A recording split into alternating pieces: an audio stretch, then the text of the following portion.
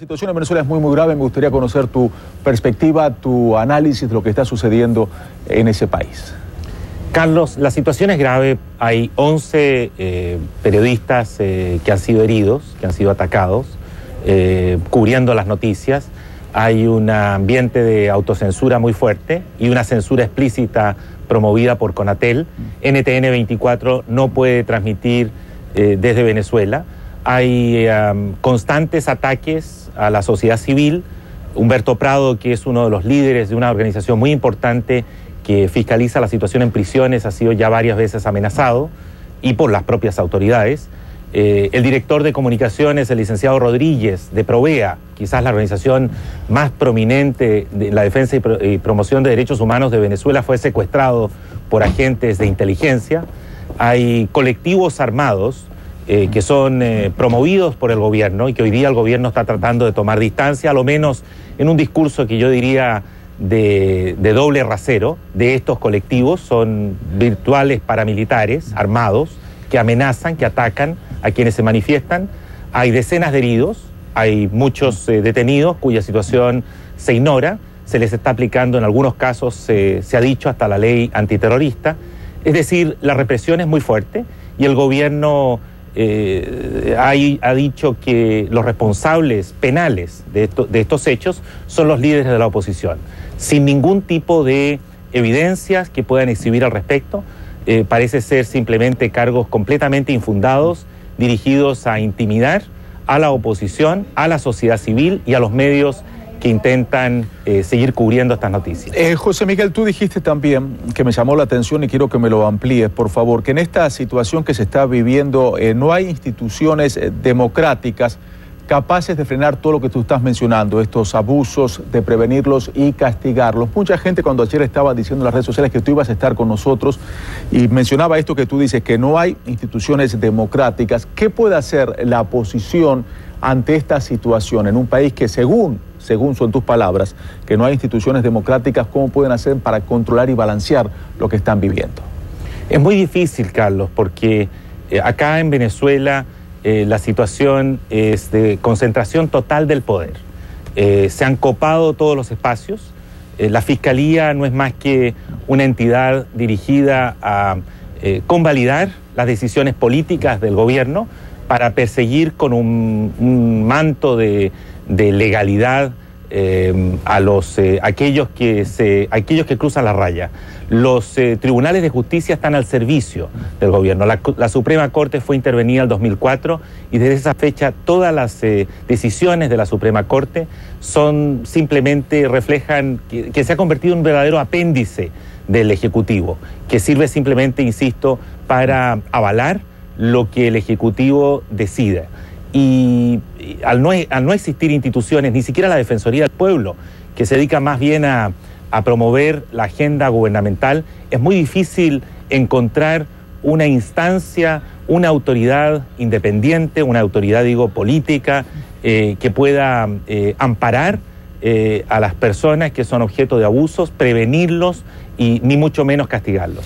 La organización tuya, Human Rights Watch, o la organización que tú presides, mantuvo una relación bastante conflictiva con el gobierno del presidente Chávez, ahora con el gobierno Maduro. Fueron expulsados luego de haber hecho un informe, creo que fue un balance de los 10 años del gobierno de Hugo Chávez.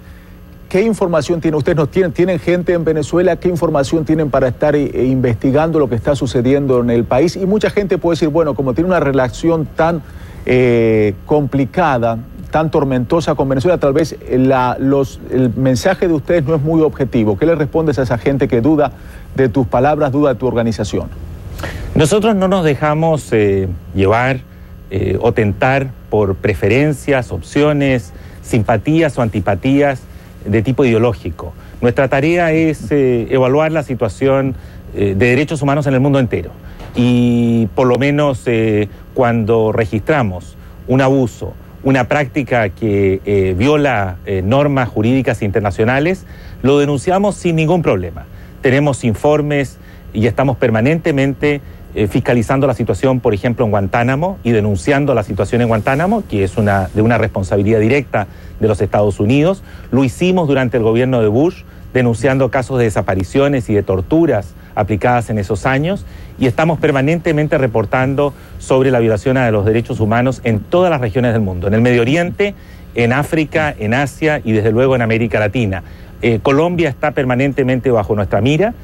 Hay temas muy graves en materia de derechos humanos, los hubo durante el gobierno del presidente Uribe y los hay el día de hoy durante el gobierno del presidente Santos, aunque yo diría que la situación ha mejorado. Venezuela para nosotros es un caso tan importante como registrar la situación en Ecuador, en Brasil, en México, donde estamos constantemente documentando violaciones a los derechos humanos. Me gustaría saber, regresando al tema Venezuela, clarificaste muy bien este punto. El tema ayer justamente hablaba de los derechos humanos. El presidente Nicolás Maduro, cuando ofreció esta cadena, decía que en Estados Unidos se violan los derechos humanos. Pero mi pregunta es la siguiente, ustedes analizando la situación.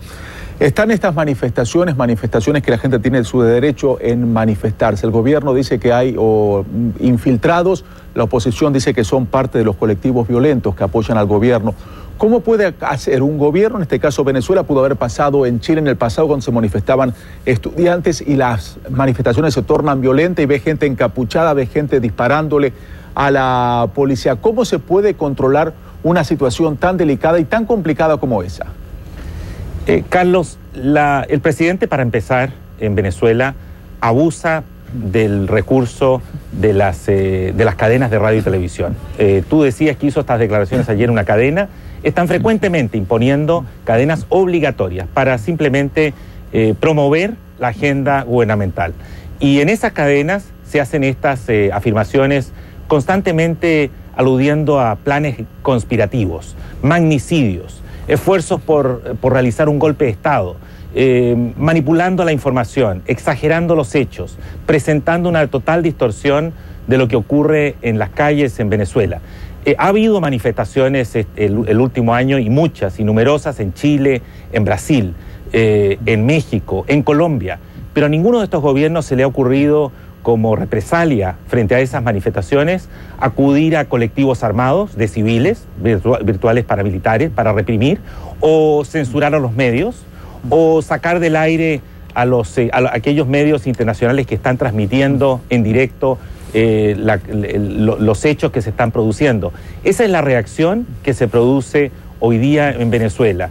Y para investigar estos hechos deberían estar los tribunales de justicia. Lamentablemente, los tribunales de justicia en Venezuela, como ya dije, están bajo el control del gobierno, del Ejecutivo.